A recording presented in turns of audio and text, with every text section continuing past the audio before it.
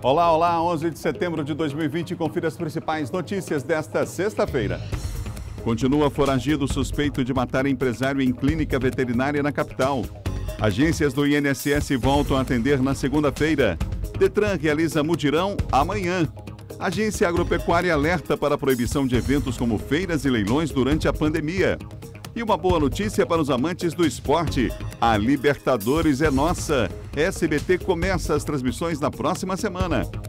Fique ligado na TV Difusora e tenha um bom dia, Maranhão.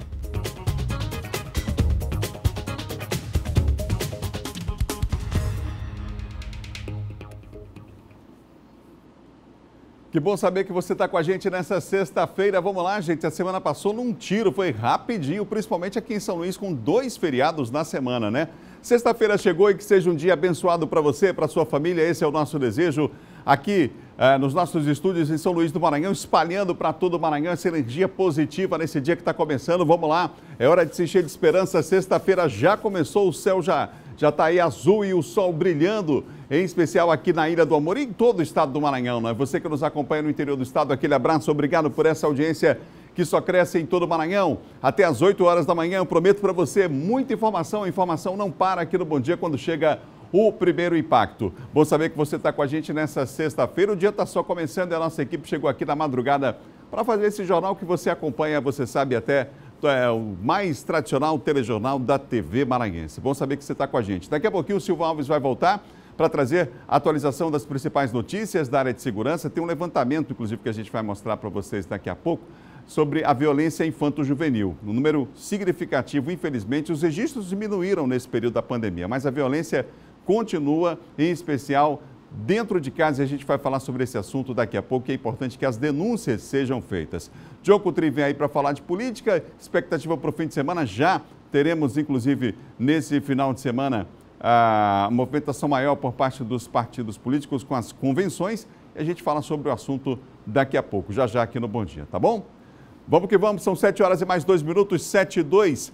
E o Bom Dia de hoje começa com a prestação de serviço, uma informação importante para os segurados do INSS. É que as agências fechadas durante todo esse período da pandemia vão reabrir na próxima segunda-feira, gente. Mas o serviço será por agendamento e para alguns serviços, não serão todos não. Quem tem os detalhes para nós é Eduardo Bueno, que está comigo aqui ao vivo no Bom Dia. Oi, Eduardo, uma notícia importante para os segurados do INSS, hein? Pois é, Adalberto, notícia importante, uma ótima sexta-feira para você, boa sexta-feira para todo mundo que nos acompanha. O INSS, então, anunciou que, enfim, as agências vão reabrir a partir de segunda-feira. Então, até hoje, o atendimento segue exclusivamente por meio digital, mas a partir da segunda-feira que vem, uma lista de alguns serviços vai estar disponível para o atendimento presencial, isso mediante o agendamento, ou pelo aplicativo Meu INSS, ou pelo telefone 135. Eu tenho aqui a lista de alguns serviços que estarão disponíveis, como, por exemplo, o serviço de perícia médica, avaliação social, cumprimento de exigência, justificação administrativa e reabilitação profissional.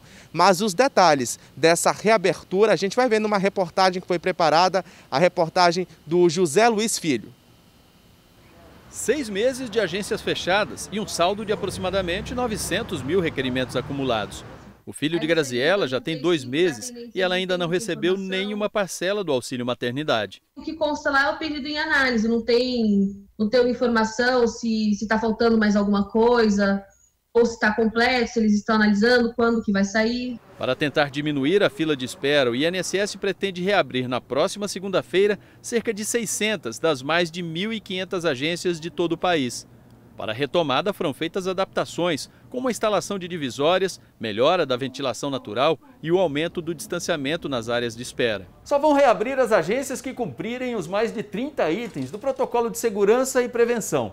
Nas salas de perícia como esta, por exemplo, onde o contato com o beneficiário é mais direto, além da divisória transparente, o servidor será obrigado a usar um conjunto de equipamentos de proteção individual, com luvas, máscara e avental descartáveis, além do escudo facial. As agências vão funcionar em horário reduzido, das 7 da manhã à 1 da tarde e com capacidade limitada. Só serão atendidos casos de perícia médica, reabilitação profissional, avaliação social, entrega de documentos pendentes e justificação administrativa.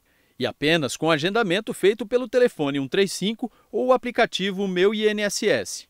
A gente vai agendar menos pessoas, claro, justamente para evitar aglomerações. E nós recomendamos que as pessoas não cheguem muito antes do horário que ela esteja agendada. A lista das agências que vão reabrir deve ser divulgada nesta sexta-feira. O sindicato da categoria pressiona para que os servidores só voltem ao trabalho presencial após a pandemia.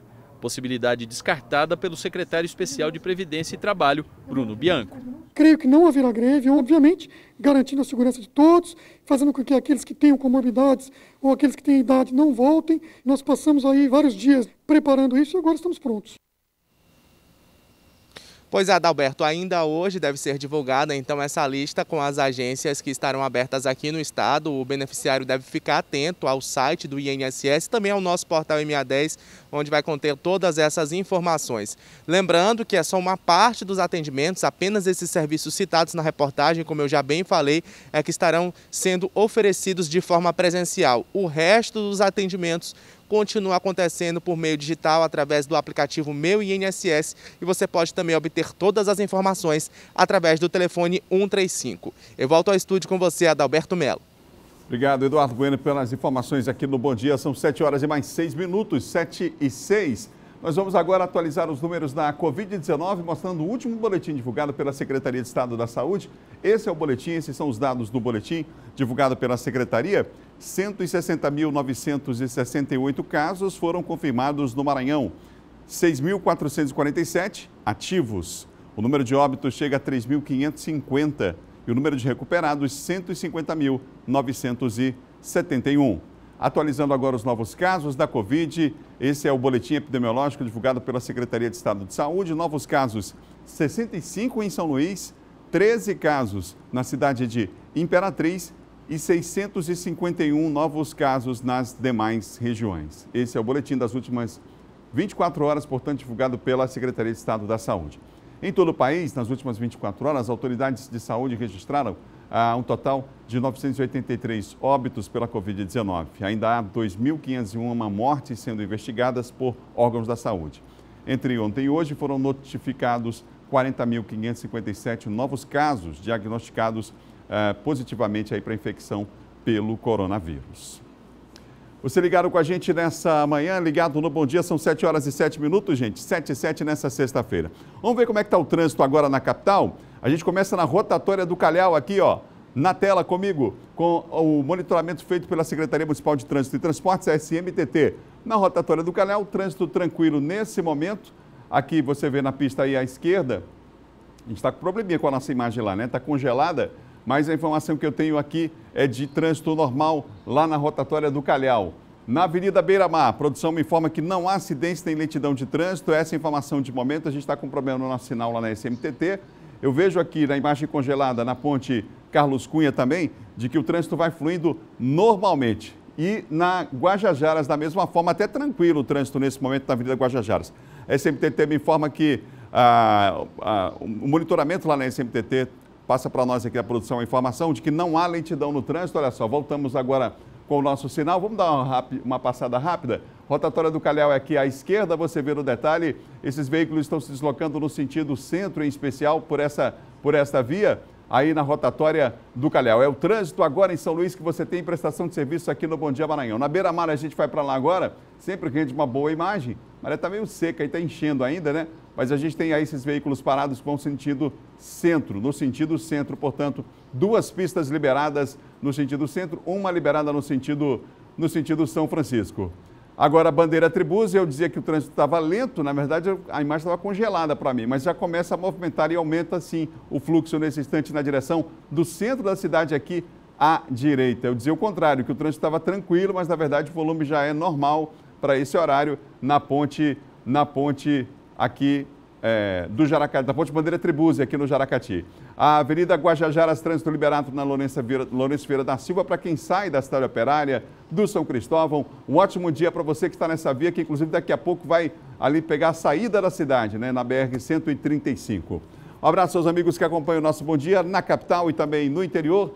Nessa manhã, estamos juntos aqui com o Bom Dia Maranhão, aqui na sua TV Difusora. A gente vai mostrar agora na outra tela uma imagem da segunda maior cidade do estado, a cidade de Imperatriz. A gente vai ver como é que está o trânsito agora. Olha só, a Avenida Bernardo Saião, em frente ao SAMU. A gente mostra para você o trânsito nesse momento, as pessoas se deslocando e já vão aí começando esta sexta-feira. Trânsito ao vivo, imagem de Imperatriz, o sol já está brilhando e a temperatura lá em cima, muita gente fazendo caminhada também nessa manhã, na segunda maior cidade do estado. Um abraço aos amigos da região Tocantina, acompanhando o Bom Dia Maranhão aqui na TV Difusora, viu? Por falar em região Tocantina, gente, em Imperatriz, a Prefeitura anunciou um novo calendário letivo. Vamos ver na reportagem? Com a nova proposta, as aulas não presenciais se estenderão até o dia 27 de fevereiro de 2021 para os alunos do 1º ao 9º ano, data para encerramento do 4º bimestre. Para a educação infantil, o calendário letivo será encerrado em dezembro deste ano. E temos o ano letivo de 2021 programado para iniciar no dia 17 de março, né? Quanto à questão de como será, se será híbrido ou não presencial, isso dependerá das avaliações de saúde pública posteriormente, quando será observado através das instituições de saúde, das autoridades de saúde, o que podemos fazer. Só retornaremos às atividades presenciais quando tiver totalmente segurança para os nossos professores, nossos profissionais, para os nossos alunos e, de uma maneira, em geral, para a família de Imperatriz. O novo calendário educacional foi aprovado pelo Conselho Municipal de Educação e toda a equipe pedagógica da CEMED. O novo cronograma segue a recomendação do cumprimento das 800 horas aulas de forma remota. Medida assegurada pela nova lei que estabelece normas educacionais adotadas durante o estado de calamidade pública. Com a regulamentação da Lei 14.040, agora de 2020, nós podemos fazer toda essa carga horária de 800 horas através das tecnologias. E isso nos permitiu fazer esse planejamento do ano letivo 2020 totalmente não presencial. Não haverá em 2020 as aulas presenciais. As aulas vão continuar sendo ministradas pela plataforma online, disponibilizada pelo portal da Prefeitura. Os professores, durante esse período, também vão passar por capacitação. Segundo informações da CEMED, um diagnóstico está sendo feito em relação ao sistema remoto, para que os problemas sejam detectados e resolvidos. Com pouco mais de um mês nesse formato, já foi identificado que dos mais de 44 mil estudantes da rede de ensino, cerca de 70% da zona urbana acessam as aulas online e 68% são da zona rural. São 7 horas e mais 13 minutos, 7h13. Confira agora o nosso giro de notícias. São Luís teve aumento de 0,38% nos preços dos produtos no mês de agosto. Com isso, a capital maranhense teve a sexta maior inflação entre as 11 regiões analisadas, que tiveram quadro inflacionário. Apesar disso, o percentual registrado em agosto em São Luís foi menor que o registrado no mês de julho. Os dados são do Índice Nacional de Preços ao Consumidor Amplo, IPCA, divulgados pelo Instituto Brasileiro de Geografia e Estatística, IBGE. 16 regiões foram pesquisadas, sendo que em 11 houve quadro inflacionário. Aprovada em 2017, a nova proposta para o ensino médio começará a ser implantada em pelo menos 16 estados a partir de 2021. No primeiro semestre do ano, as primeiras escolas piloto, adaptadas de acordo com a reforma, devem começar a funcionar. A comunidade escolar, estudantes e especialistas em educação devem contribuir na elaboração do currículo. Os estudantes poderão optar por disciplinas com as quais mais se identifiquem. O novo currículo será implementado de forma progressiva aos alunos do primeiro ano do ensino médio em 2021. Após a conclusão das investigações do duplo homicídio de Graça Cordeiro Mendes e Jesuíno Verde, pais do deputado federal Kleber Verde, o Ministério Público do Maranhão oferecerá denúncia dos envolvidos no crime. Os promotores de justiça vão apresentar detalhes sobre os vários crimes que foram praticados. Graça Cordeiro Mendes e Jesuíno Verde foram mortos na fazenda onde moravam, no município de Turiaçu, no dia 14 de julho. O mês de agosto de 2020 contabilizou 463.835 requerimentos de seguro-desemprego na modalidade trabalhador formal. O número representa uma queda de 18,2% na comparação com o mesmo mês do ano passado. O levantamento foi divulgado pela Secretaria de Trabalho do Ministério da Economia e considera os atendimentos presenciais nas unidades do Sistema Nacional de Emprego e das Superintendências Regionais do Trabalho e os requerimentos virtuais. A Petrobras anunciou que os preços médios do diesel em suas refinarias terão redução de 7%. Também haverá queda na cotação da gasolina de 5%. Os novos valores valem a partir de hoje, de acordo com o cálculo da Associação Brasileira dos Importadores de Combustíveis. Esta é a terceira queda consecutiva que a estatal anuncia para o diesel e gasolina. É também a segunda diminuição anunciada nesta semana. Os preços médios da gasolina e do diesel já haviam sido corrigidos, ambos com um corte de 5%. E atenção, no próximo bloco, o Silvão Alves atualiza os principais assuntos da área de segurança, com destaque aí, a gente vai falar sobre, continua foragido, né? O acusado de ter matado o empresário numa clínica veterinária aqui na capital, o suspeito de ter matado esse empresário, a gente vai falar daqui a pouco sobre esse assunto. E atenção, uma operação agora da Polícia Civil, agora, nesse momento, 4 pessoas já foram presas em um bairro aqui da capital, a gente vai falar sobre o assunto já, depois do intervalo. E mais, você vai ver, eventos agropecuários estão suspensos em todo o estado e quem desrespeitar está sujeito a penalidades. Nós voltamos em instantes com Bom Dia Maranhão. Instante só.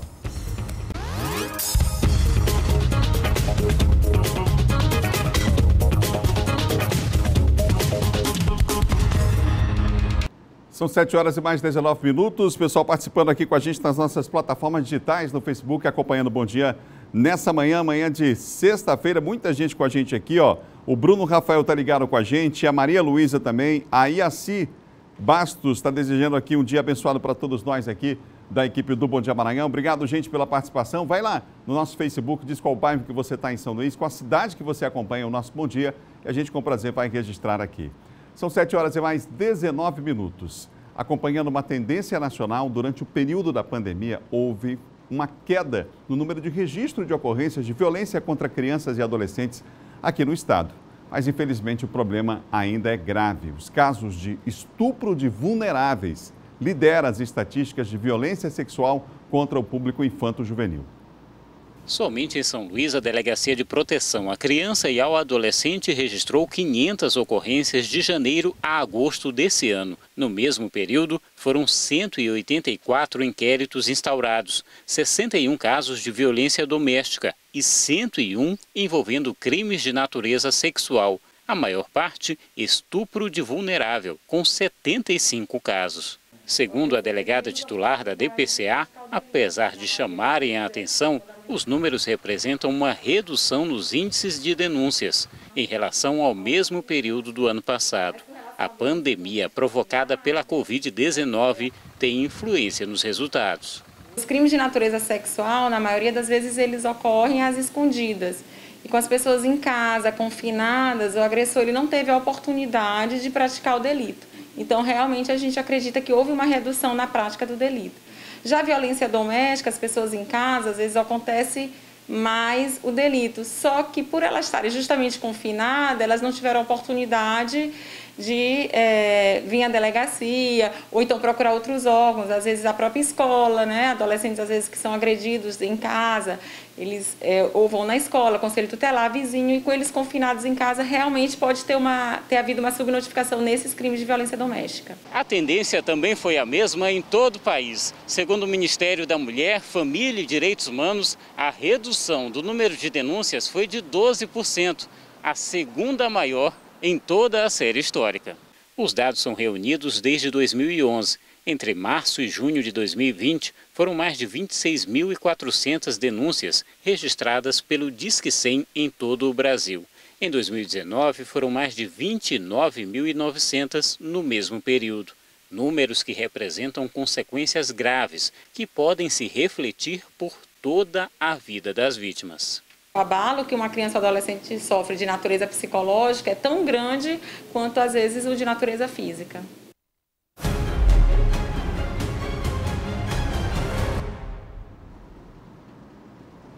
Comigo o Silvão Alves. Silvão, com certeza a gente gostaria de estar falando aqui sobre a redução desses números, mas a redução não só dos números, mas da violência.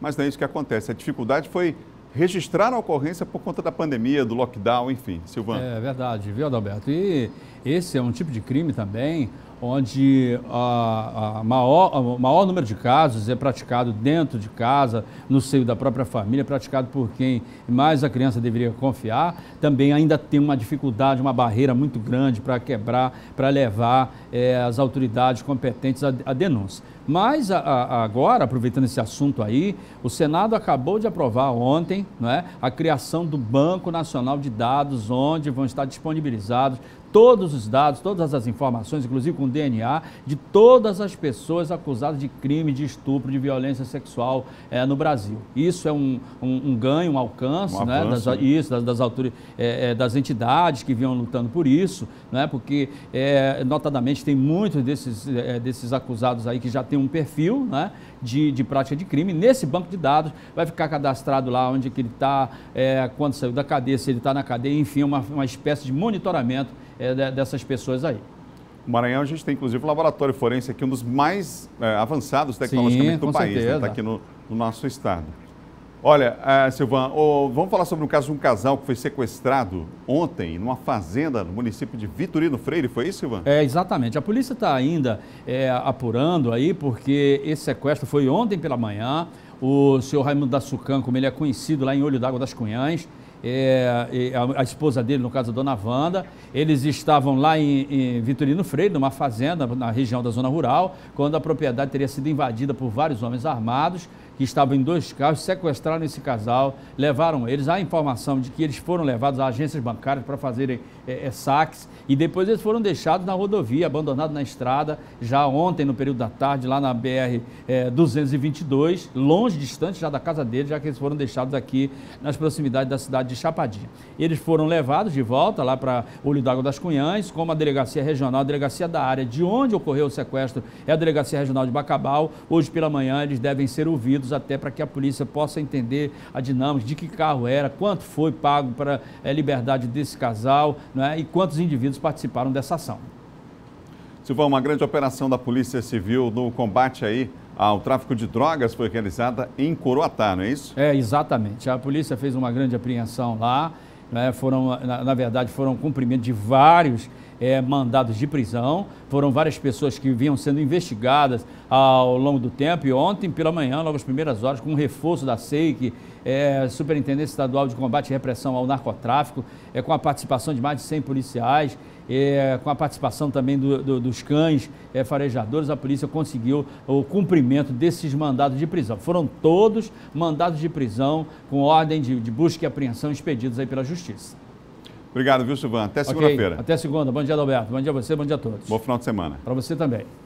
Silvão Alves, que apresenta de segunda a sexta aqui na Difusora o Bandeira 2, cedinho, 6 da manhã, hein? São 7 horas e mais de 25 minutos, 7h25 agora.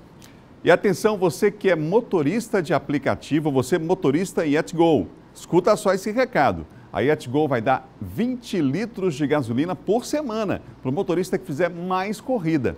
É isso mesmo, 20 litros por semana. Além de ganhar dinheiro, você ainda ganha gasolina. Então já sabe, né? Não se cadastrou?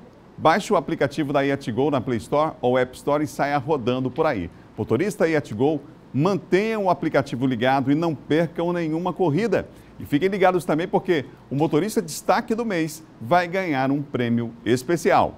Para qualquer lugar que você vá, vá de Yetgo. São 7 horas e 26 minutos, 7h26, gente. A informação não para aqui no Bom Dia. Agora nós vamos à região dos Cocais, vamos ao leste maranhense com Raquel Souza. Raquel, qual o destaque de hoje? Bom dia. Olá, bom dia, Adalberto. Bom dia a todos que nos assistem. Vamos falar mais uma vez de estímulo à leitura. É que a Secretaria Municipal de Educação, Ciência e Tecnologia de Caxias anunciou que vai realizar a tradicional Feira de Literatura, Cultura e Turismo aqui da região dos Cocais, a tradicional FLICT. Por conta da pandemia, a feira, que acontece em sua 18ª edição e que tem o objetivo aí de estimular a leitura e produção textual, este ano será de forma online. O evento sempre traz uma homenagem a personalidades locais ou regionais da literatura, Adalberto, mas dessa vez haverá apenas uma menção honrosa aos escritores caxienses Josiane Maia, Eliseu Arruda e Cléo Rolim. eles serão homenageados quando a FLICT puder ser realizada dentro dos padrões convencionais. Lembrando que dentro da FLICT acontecerá o seminário interdisciplinar de saberes dos cocais, que contará aí com lives, webinários, né, com escritores e especialistas das mais diversas áreas do conhecimento. Haverá também certificação para os inscritos, apresentações artísticas e até premiações para os trabalhos de destaque. As atividades contemplam alunos da educação infantil, ensino fundamental e EJAI, que é a educação de jovens, adultos e idosos. Lembrando que a live inicial acontece daqui a pouco, Adalberto, às 9h30 da manhã. E o evento acontece no mês de outubro. Adalberto. Obrigado, Raquel, pelas informações. Bom final de semana. Para vocês também. Tá aí a Raquel, direto lá da região dos Cocais, no leste maranhense, aqui ao vivo com a gente no Bom Dia. São 7 horas e mais 28 minutos, 7h28. E atenção, hein? Em menos de um mês, pelo menos 3 ocorrências de incêndio em veículos foram registradas aqui na capital. Fica o alerta, então, aí para os proprietários. A imagem impressiona. Em uma das avenidas mais movimentadas da capital, as chamas destroem o veículo rapidamente. Em menos de um mês, foram 3 ocorrências semelhantes. Este outro pegou fogo na Avenida dos Franceses. Só houve tempo da condutora e a filha saírem do carro. Na Avenida dos Franceses, uma viatura da Polícia Civil foi totalmente consumida pelas chamas. Alterações elétricas e manutenção inadequada estão entre as causas mais comuns que resultam em incêndio veicular. Se a parte elétrica ela não tiver original, bem feita em dias, jamais pode se admitir gambiarra em parte elétrica, porque a parte elétrica aquece e gera faísca e, consequentemente, o incêndio. Isso aí é certo, não tem jeito. Proprietários de veículos comuns, como automóveis, utilitários, caminhonetes e triciclos de cabine fechada, podem decidir se vão ou não usar extintor. Em 2015, o Conselho Nacional de Trânsito revogou a obrigatoriedade do uso do extintor de incêndio veicular, um equipamento que pode fazer toda a diferença. Mesmo não sendo obrigatório, o uso é recomendado para minimizar ou eliminar os danos. É um item muito importante, mas que ele é pouco utilizado, né? E as pessoas também, quando precisava, nunca usaram, porque não sabiam utilizar mesmo. Às vezes a pessoa entra em pânico, né? E mesmo sabendo usar, mas termina se atrasando e o fogo toma conta do carro, né? Também é indispensável manter a regularidade da manutenção veicular. O veículo, a partir de 3 anos, ele passa a requerer mais cuidado. O cliente, o proprietário do veículo, não pode economizar, pensar jamais em fazer gambiarra no tocante ao combustível e à parte elétrica. Então, se houver esse tipo de problema, tem que fazer e fazer bem feito, com 0 defeito, que é para não ter risco. São 7 horas e mais 30 minutos, você ligado no Bom Dia Maranhão nesta manhã. Olha, por conta da pandemia, eventos agropecuários de qualquer porte continuam temporariamente suspensos em todo o Maranhão. Quem desrespeitar a norma estará sujeito a penalidades. Sobre o assunto, eu converso agora aqui no estúdio do Bom Dia com a Tânia Duarte, que é diretora de Defesa e Inspeção Sanitária Animal da Agência Estadual de Defesa Agropecuária, AGED. Bom dia. Bom dia, Adalberto. Bom dia às pessoas que acompanham o Bom Dia Maranhão. Nós estamos vivendo um período especial, estamos aí num tempo de pandemia, nós sabemos que vários eventos foram suspensos, alguns até foram liberados, mas de acordo com a característica do evento. Nesse caso, vocês já há um tempo que essa norma essa portaria foi baixada, mas vocês têm recebido denúncias, por exemplo, de desrespeito a essas normas aqui no estado? Sim, eu queria só fazer uma introdução para que quem nos acompanha compreenda. Na realidade, existe uma portaria do Ministério da Agricultura e que essa portaria ela fala que todo evento agropecuário ele só pode ser realizado com a autorização do órgão de defesa. E o órgão de defesa no estado do Maranhão é a AGED. Então a gente vem fiscalizando esses eventos ao longo dos anos e em virtude da pandemia, em abril deste ano, né, por recomendação do Ministério da Agricultura e também do decreto estadual, né, sobre a calamidade da Covid-19, nós baixamos uma portaria suspendendo todos os eventos agropecuários no estado. A partir de agosto, quando foi publicado o decreto autorizando alguns eventos de pequeno porte, aí começou houve um equívoco de entendimento por parte de alguns organizadores de evento e começou a ser realizado esses eventos sem autorização da AGED, tanto desrespeitando a portaria que proibiu esses eventos, como também sem buscar essa autorização que já era necessária muito antes da pandemia. Para que as pessoas tenham uma ideia, então, feiras, leilões, por exemplo, presenciais, todos estão suspensos? Todos estão suspensos, todos estão suspensos. Vocês receberam denúncias aqui do Estado em relação a desrespeito a essa norma? Nós estamos recebendo denúncias por meio da ouvidoria, por telefone, nos nossos escritórios no interior do Estado, nós temos recebido denúncia, nós temos contado com a colaboração da Polícia Militar, alguns eventos aqui, por exemplo, São José de Ribamar e outros municípios do Estado já foram interditados, né, com a ajuda da Polícia Militar. E a gente está notificando todos os organizadores de evento para que a gente evite problemas como, por exemplo, a questão das penalidades, né? A que eles estão sujeitos por descumprimento da legislação. Então, as pessoas que desrespeitarem podem ter que tipo de punição, de penalidade? Além da penalidade que diz respeito à defesa sanitária, né, que é o decreto que fala da defesa sanitária, que ela vai desde suspensão do evento, advertência, multa.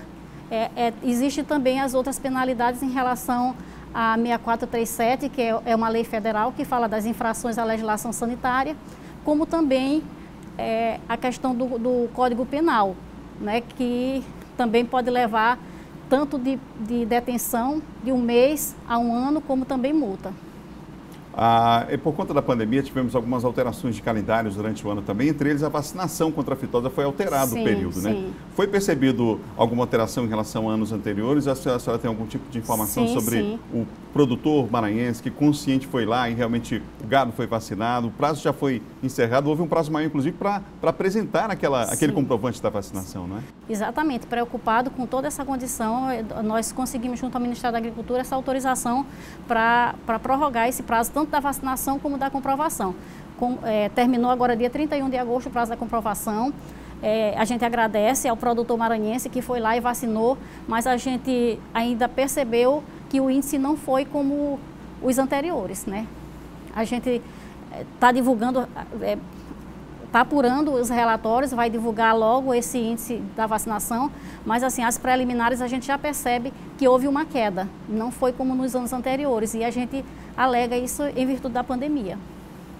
Nesse caso, ainda que a gente falava um pouco dos eventos, os leilões virtuais, esses não, e claro que continuam acontecendo. Hoje, eventos agropecuários só estão acontecendo, só está permitido os leilões virtuais. Todos aqueles que geram aglomerações de pessoas continuam suspensos, né? E a gente gostaria mais uma vez de alertar a população, os organizadores de eventos. A gente sabe que nesse período de eleição municipal, o número de eventos agropecuários eles duplicam. Então a gente pede apoio tanto dos organizadores de eventos como também dos candidatos, né? Que lógico, a gente sabe que a eleição municipal, a campanha é bem mais intensa, mas que a gente está vivendo um momento difícil e que a gente pede o apoio de todos para que colaborem, e a gente sabe que assim que as autoridades de saúde elas perceberem segurança, esses eventos vão ser autorizados logo. O número da ouvidoria a senhora tem? As pessoas podem ir lá no site da AGED e buscar. Não tenho de cabeça, mas pode ir lá e buscar. Muito obrigado pela entrevista. Nós que agradecemos. Obrigado. Olha, atenção, uma operação da Polícia Civil está sendo realizada agora, hein? Nesse momento, informação agora, nesse momento, na cidade operária. Eduardo Ericeira tem os detalhes para nós, está ao vivo com a gente. O Eduardo, fala para a gente um pouco sobre essa operação, Eduardo. Bom dia.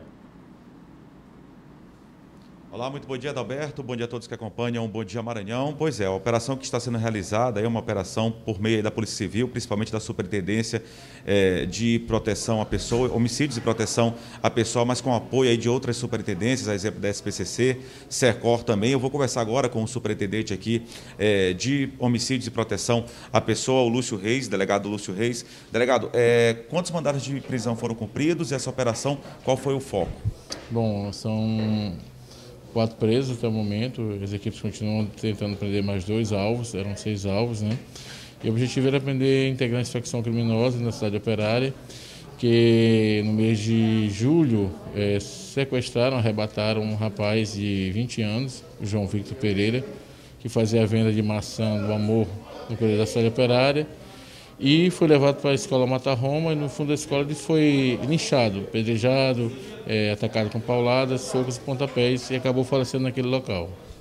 Naquela ocasião ele foi confundido ou ele mesmo que era o alvo da facção criminosa? O que a polícia sabe sobre isso? Foi apurado aqui pelo delegado da área leste, o delegado Murilo Tavares, é que ele foi confundido com um irmão que seria integrante de outra facção rival, né? E por isso, apesar dos apelos, inclusive de 2 pessoas que estavam com ele, ainda assim ele foi assassinado brutalmente naquela noite. A operação continua? Quantos policiais envolvidos? Vocês estão na rua desde 4h30 da manhã, não é isso? Isso, a operação continua, né? E a gente continua aí tentando achar mais 2 alvos, prender mais 2 alvos. E espera que consiga, além desses 2 alvos, identificar mais outros indivíduos que participaram do crime. Esses 4 presos e os 2 que ainda faltam ser presos, são 6 mandados de prisão ao todo. Todos eles têm envolvimento com esses crimes e todos eles têm envolvimento com esse crime, e se há envolvimento com outros crimes, e todos eles têm envolvimento com facções criminosas? Sim, e preliminarmente eles têm envolvimento com crime, com facção.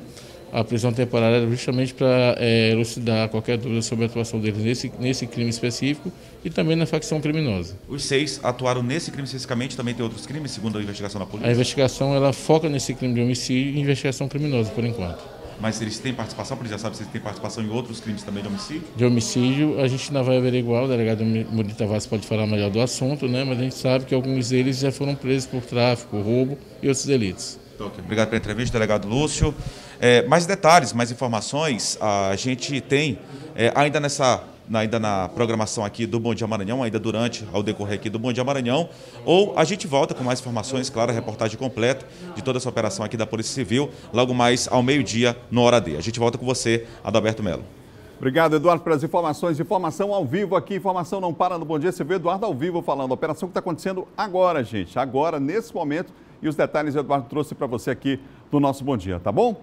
No próximo bloco, Neto Evangelista escolhe Luzimar Lopes como vice. E mais, você vai ver, o SBT vai transmitir a Libertadores da América, uma das maiores competições do mundo no futebol. A gente volta já já.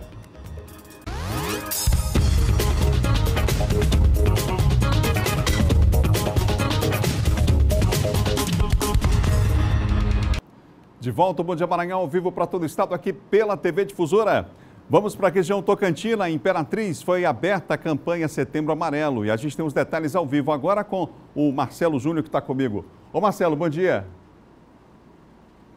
Olá, Adalberto, bom dia para você, bom dia para quem acompanha o Bom Dia Maranhão, ligado com a gente em todo o estado. Manhã de sexta-feira, pois é, ontem foi realizada a abertura do Setembro Amarelo, uma campanha muito importante de valorização da vida e de prevenção ao suicídio. Nesse momento da pandemia, do novo coronavírus, muitas pessoas estão sofrendo com transtorno de ansiedade, de medo, muitas com depressão, em razão de todas essas circunstâncias que o mundo está passando, de dificuldades sanitárias e também econômicas. E isso pode levar ao suicídio. Por isso, ontem a Secretaria Municipal de Saúde aqui de Imperatriz fez o lançamento desta campanha. Foi um lançamento diferente dos anos anteriores, onde um grande evento era realizado. Este ano, apenas profissionais da saúde, da área de saúde mental e também os agentes comunitários de saúde, que é quem vai trabalhar na ponta, exatamente nos bairros da cidade, orientando e acompanhando mais de perto as famílias. Outro destaque aqui dentro do Bom Dia Maranhão desta segunda-feira, Adalberto, é com relação às eleições 2020. Ontem, o Ministério Público Eleitoral publicou portaria orientando os partidos políticos aqui de Imperatriz a seguirem os protocolos de segurança, higiene e também sanitários em razão aí da pandemia do novo coronavírus para a realização das convenções partidárias. Alguns eventos dessa natureza já aconteceram aqui na cidade de Imperatriz. O que se observou foi uma grande quantidade de pessoas, aglomeração, o que não é recomendado pela Organização Mundial de Saúde nesse momento. Por isso, o Ministério Público Eleitoral decidiu publicar essa portaria com orientações, recomendações para que os partidos políticos sigam as regras para as convenções presenciais e dê preferência para a realização dos eventos não presenciais. São esses os destaques de Imperatriz, hoje, nesta sexta-feira, no Bom Dia Maranhão. Obrigado, Marcelo. A gente vai, inclusive, sobre esse assunto que o Marcelo falou, na recomendação do Ministério Público, mostrar para você uma reportagem. São várias as recomendações do Ministério Público em relação a essas convenções partidárias. Isso vale para todo o país. Lá na região Tocantina, lá em Imperatriz, houve uma reunião, inclusive, para tratar do assunto, né? Algumas reuniões estão acontecendo, é uma recomendação do Ministério Público que a gente vai conferir agora. O Ministério Público do Maranhão expediu nesta quinta-feira uma recomendação orientando a adoção de medidas para evitar o contágio da Covid-19 durante a realização das convenções partidárias em Imperatriz. O documento, assinado pelo promotor de justiça da 33ª Zona Eleitoral do Maranhão, foi enviado à Secretaria de Estado da Saúde, à Secretaria Municipal de Saúde de Imperatriz, à Vigilância Sanitária e aos presidentes dos diretórios municipais dos partidos políticos e reitera as medidas já dispostas nos decretos estaduais e municipais. Reiterar, reforçar o decreto do município, do estado, que tratam da questão dos cuidados que deve se ter, né, em qualquer relacionamento social, também nas convenções, por óbvio, né? A única coisa aqui que nós inovamos é que os partidos devem informar a vigilância sanitária com antecedência do dia e horário da convenção, né? E recomendamos que a prioridade seja virtual, mas se quiserem fazer também pessoal, que adotem as cautelas. O promotor observou ainda o papel do eleitor na fiscalização para o cumprimento das medidas. Com toda honestidade, eu acho que isso aqui seria uma coisa até desnecessária. Por quê? Porque é o cidadão que tem que fazer a maior fiscalização, né? Então eu penso que já passa da hora de nós, brasileiros, rompermos com essa cultura de só deixarmos de praticar um ilícito se a gente estiver sendo fiscalizado. O cidadão, o eleitor, é o maior fiscal que existe, por uma razão simples. Se o sujeito está buscando, o pré-candidato está buscando oficializar a sua candidatura, e já na pré-candidatura ele já está violando regras, o que ele vai fazer com o seu dinheiro lá na frente? Em Imperatriz, as convenções partidárias estão sendo realizadas desde o dia 3 de setembro e seguem até o dia 16 deste mês. E o pré-candidato a prefeito de São Luís, Neto Evangelista, anunciou em entrevista coletiva quem vai compor a chapa junto a ele como candidato a vice nas eleições municipais deste ano. É da robusta militância do PDT a indicada a vice na chapa encabeçada por Neto Evangelista. O anúncio aconteceu na sede do Partido Democrático Trabalhista no final da manhã desta quinta-feira. Luzimar é assistente social, negra, mãe de 4 filhos.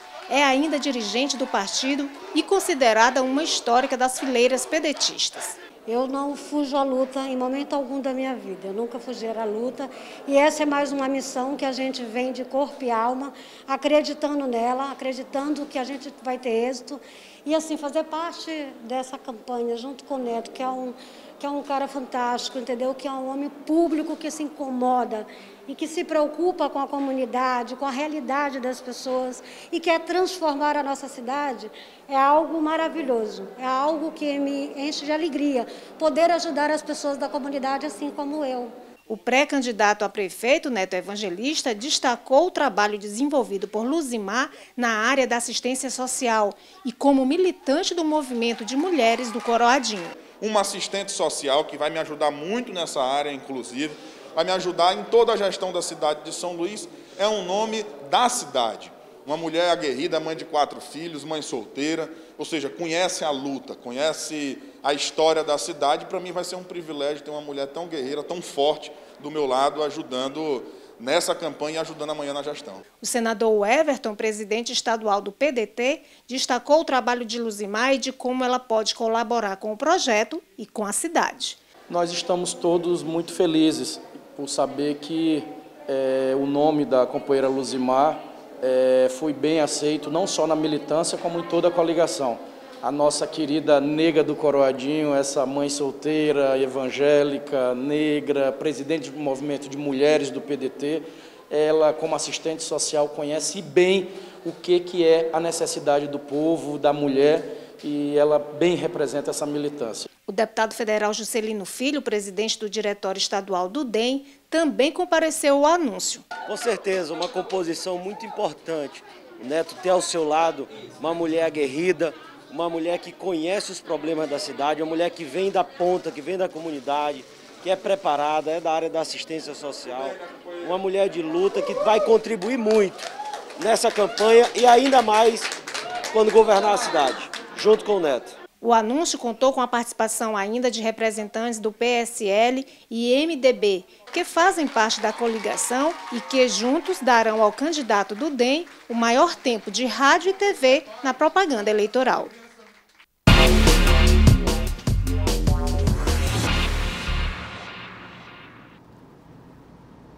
Comigo, o nosso colunista de política, John Coutrin. John, bom dia. Bom dia, Adalberto. Bom dia a todos. Definida a chapa, John? Definida, do Neto, conforme nós anunciamos, falamos ontem, não é, dessa coletiva, e a reportagem já destacou todos os aspectos, né, da indicada, principalmente no que se refere, né, à militância dela dentro do PDT.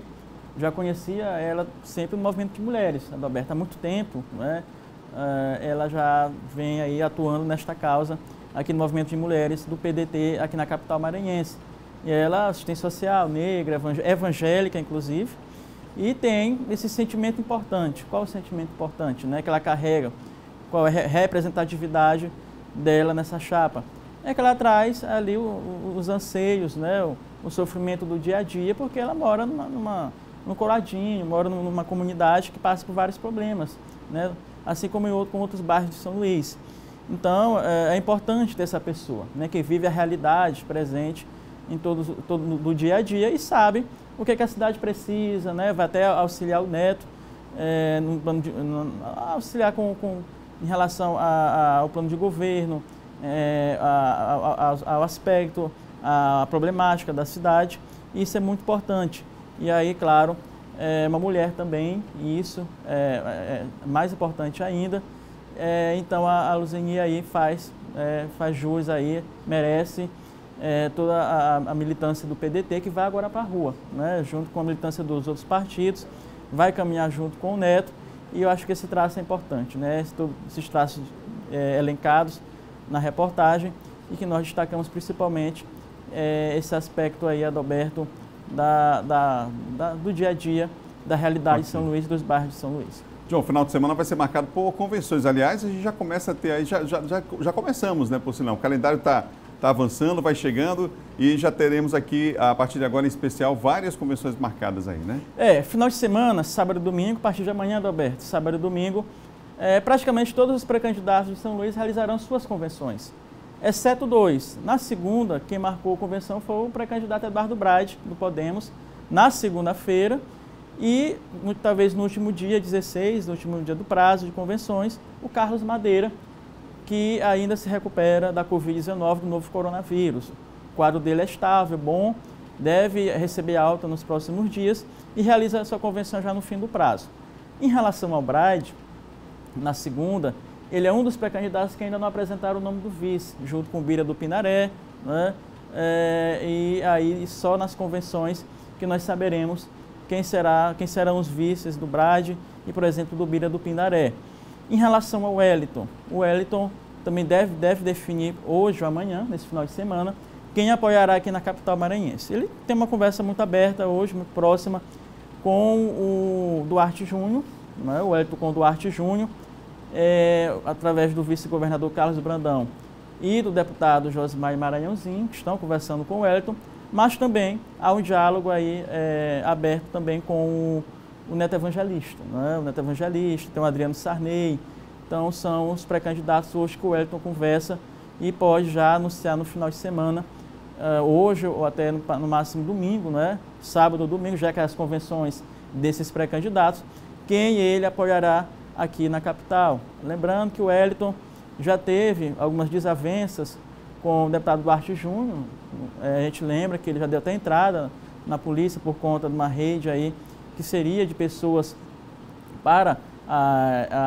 contratadas, né, pelo deputado Duarte para atacá-lo nas redes sociais. Okay. Então isso aí talvez não sei se vai dificultar ou não, mas essa possibilidade hoje do Wellington apoiar o Duarte Júnior. Obrigado, John. Obrigado. Até segunda. John Coutrin, nosso colunista de política, são 7 horas e 54 minutos e a gente fala sobre eleições 2020.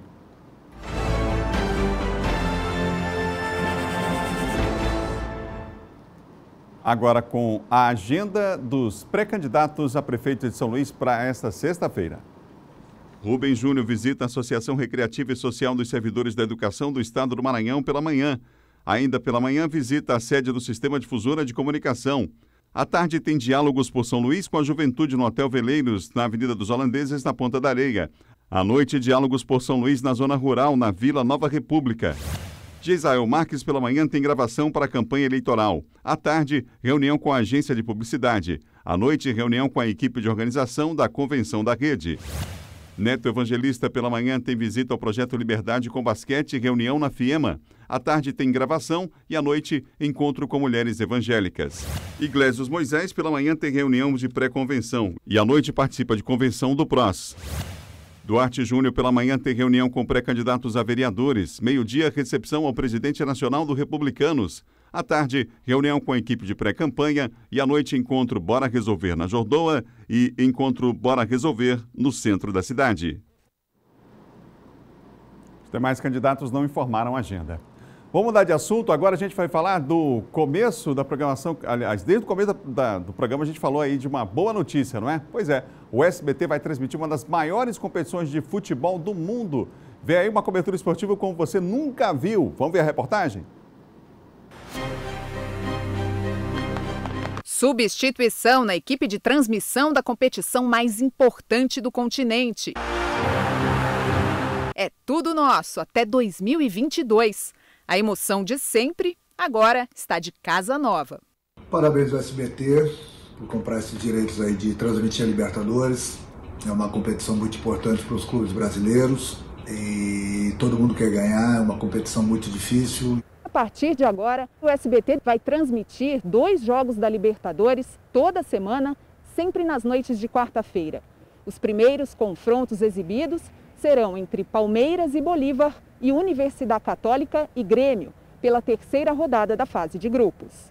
Além de Palmeiras, o brasileiro com melhor campanha até agora, e Grêmio, estão na briga São Paulo, Internacional, Atlético Paranaense, Santos e Flamengo. O time carioca é o atual campeão, depois de um jogo inesquecível contra os argentinos do River Plate. Até os 43 minutos do segundo tempo, o rubro-negro perdia por 1-0. Marcou 2 gols antes do apito final e levantou a taça. São 61 anos de disputa, 19 títulos espalhados por 10 dos principais clubes brasileiros. Ela é muito competitiva, mas ela é gostosa de ser jogada porque marca muita história dentro do cenário do futebol sul-americano, né? Só de 2010 para cá foram 6 conquistas. A Libertadores, ela mexe com várias culturas, né? São culturas diferentes, as pessoas, forma de jogar futebol diferente, estruturas diferentes. Você encontra times com uma competitividade diferente do que a gente tem no Brasil. Às vezes não é tão bom tecnicamente, mas te endurece muito. A Conmebol anunciou o acordo por meio de um comunicado e diz que a aliança com uma das emissoras mais importantes do país vai permitir que o esporte chegue a mais brasileiros. Esse alcance nacional foi comprovado pelo sucesso da transmissão da final do Campeonato Carioca. Do Flamengo! Um Fla-Flu na tela e uma audiência de respeito. Esporte popular, emissora popular, uma tabelinha que não tem como não dar certo. Tabelinha show de bola. Amanhã, aliás, segunda, a gente volta às 7. Tchau, tchau.